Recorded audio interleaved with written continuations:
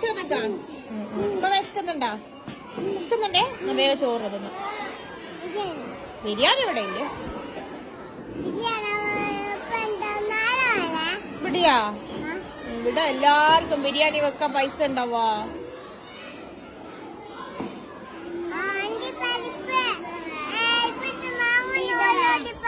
എന്ത് അണ്ടിപ്പരിപ്പ് മാത്രം മതിയാ ബിരിയാണിക്ക്? മുന്തിരി അണ്ടിപ്പരിപ്പ് മാത്രം ഇട്ടാ മതി? ചിക്കൻ വേണ്ടേ? അന്നേരം അതെല്ലാം ഇടുന്ന വാങ്ങും പൈസ ഇട്ടുവാ?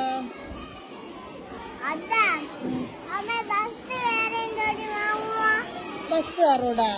പൈസ എടുത്തു.